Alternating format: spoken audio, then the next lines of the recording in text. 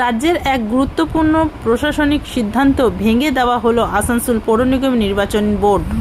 পশ্চিমবঙ্গের পৌর কর্পোরেশনের আইন 2006-এর 60 ধারায় জারি হওয়া সরকারি নির্দেশ অনুযায়ী অবিলম্বে কার্যকর হয়েছে এই সিদ্ধান্ত। একই সঙ্গে পৌর প্রশাসনের দায়িত্ব তুলে দেওয়া হয়েছে আইএএস অফিসার অদিতি চৌধুরীর হাতে। তিনি বর্তমানে আসানসোল দুর্গাপুর উন্নয়ন কর্তৃপক্ষের মুখ্য কার্যনির্বাহী আধিকারিক এবং অতীতে আসানসোলের পৌর কমিশনারের দায়িত্ব সামলাচ্ছেন। সরকারি নির্দেশে জানানো হয়েছে, নির্বাচিত বোর্ড বিলুপ্ত হওয়ার নাগরিক পরিষেবা যাতে কোনো বিঘ্ন না ঘটে সেই উদ্দেশ্যেই প্রশাসক নিয়োগের সিদ্ধান্ত নেওয়া হয়েছে। নতুন বোর্ড গঠিত হয়ে নির্বাচিত কাউন্সিলররা দায়িত্ব গ্রহণ না করা পর্যন্ত অথবা সর্বোচ্চ 6 মাসের জন্য প্রশাসকের হাতে থাকবে পৌর নিগম পরিচালনার পূর্ণ ক্ষমতা। প্রশাসনিক সূত্রের দাবি, এই সিদ্ধান্তের আগে পৌর ও নগর উন্নয়ন দপ্তর আসানসোল পৌর নিগমকে একাধিক বিষয়ের কারণ দর্শানোর নোটিশ পাঠিয়েছিল। বোর্ডের বৈঠক পরিচালনায় অনিয়ম, সম্পত্তির কর্মকূপ সংক্রান্ত সিদ্ধান্ত, প্রশাসনিক আলোচনা ব্যবস্থা এবং নাগরিক পরিষেবা নিয়ে বিভিন্ন অভিযোগের ব্যাখ্যা চাওয়া হয়। সেই নোটিশের জবাবে মেয়র বিধান উপাধ্যায় লিখিত ব্যাখ্যা জমা দিলেও তাতে সরকার সন্তুষ্ট হয়নি বলে প্রশাসনিক মহলের দাবি। এদিকে গত কয়েক সপ্তাহের মধ্যেই পৌর বোর্ডের অন্দরে অস্থিরতার ছবি সামনে আসছিল। 106 সদস্যের বোর্ডে ইতিমধ্যে 6 জন কাউন্সিলর এবং 2 জন বড় চেয়ারম্যান পদত্যাগ করেছেন। পাশাপাশি কাউন্সিলরদের সম্মানিত ভাতা এবং গাড়ির জন্য বরাদ্দ জ্বালানি সুবিধাও বন্ধ হয়ে যাওয়ায় খবর সামনে এসেছে। ফলে পৌর প্রশাসনের ভেতরে সংকটের আবহাওয়া আরও স্পষ্ট হয়েছে। এই সিদ্ধান্তকে ঘিরে রাজনৈতিক মহলেও শুরু হয়েছে জোর চর্চা। তবে আপাতত নির্বাচিত বোর্ডের পরিবর্তে প্রশাসকের নেতৃত্বেই চলবে আসানসোল পৌর নিগমের যাবতীয় কাজ। এখন নজর থাকবে নতুন প্রশাসনিক ব্যবস্থায় নাগরিক পরিষেবা কত দ্রুত স্বাভাবিক হয় এবং কবে নতুন পৌর বোর্ড গঠনের প্রক্রিয়া শুরু হয়।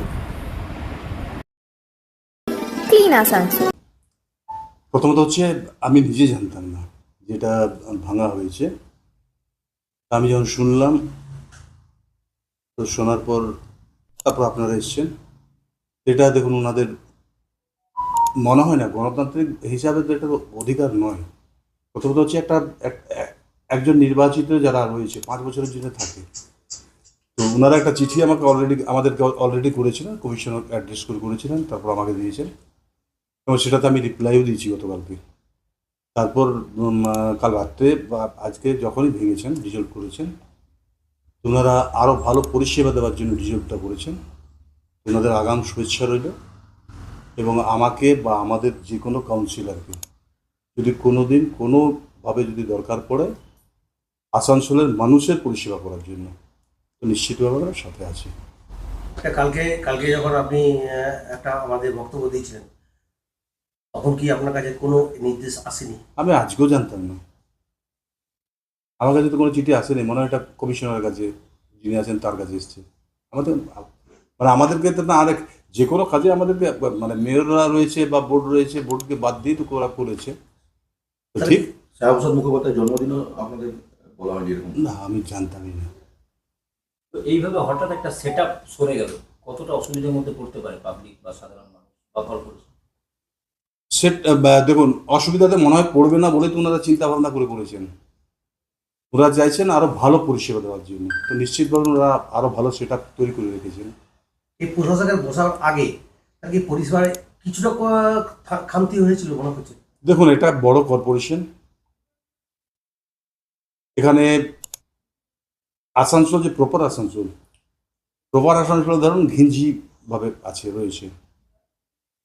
তো আমাদের যারা স্যানিটারি ডিপার্টমেন্টে কাজ করে, ধরুন সকালবেলার থেকে কাজ চালু করে, ময়লাটা উঠিয়ে দিল, আবার ময়লা ফেলেছে, তো সেটাকে আবার ওঠানো। এই যে কিছু কিছু জায়গায় হয়তো প্রবলেম ছিল। ড্রেনেজ সিস্টেম আমরা বর্ষাকালে কন্টিনিউ প্রসেসে জল পড়লে জলটা বার করার মতন জায়গা ফায়গা ছিল না, তো সেগুলো আমরা এই 5 বছরের চেষ্টা করেছি, 4.5 বছরে চেষ্টা করেছি আমরা।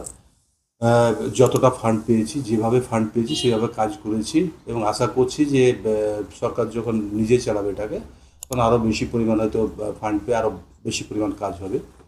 জলের অ্যারেঞ্জমেন্টও আমরা যেখানে যেখানে কর্পোরেশনের লাইন ছিল আমরা জল ঠিকঠাকভাবেই দিতাম। হয়তো কখনো ইলেকট্রিক না থাকলে তো চলবে না, তো সেখানে ইলেকট্রিক শাটডাউন থাকলে তো আমাদের মেশিন চলবে না, জলও উঠবে না, তো হয়তো কোনোখানে হয়তো প্রবলেম হয়েছে মানুষের, আবার হয়তো সেটাকে হয়তো রাত পর্যন্ত জল দিয়ে দেওয়া হয়েছে।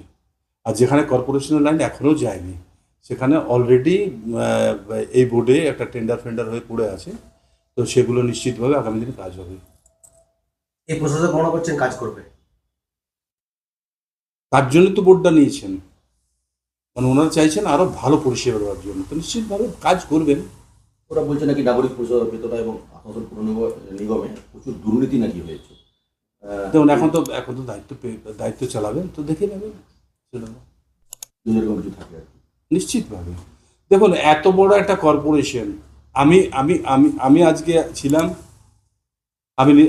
আমি নিজেই তো বলছি যে এত বড় কর্পোরেশন এই স্টাফ এই নিয়ে সকাল থেকে কাজ করে নিশ্চিতভাবে কোথাও নোংরা পড়েছিল, হয়তো সকালে উঠিয়েছে আবার ফেলে দিয়েছে, তো সেগুলোকে পরিষ্কার পরিচ্ছন্ন করা নিশ্চিতভাবে এনারা হয়তো আরও ভালো পরিষেবা দিয়ে দেবেন।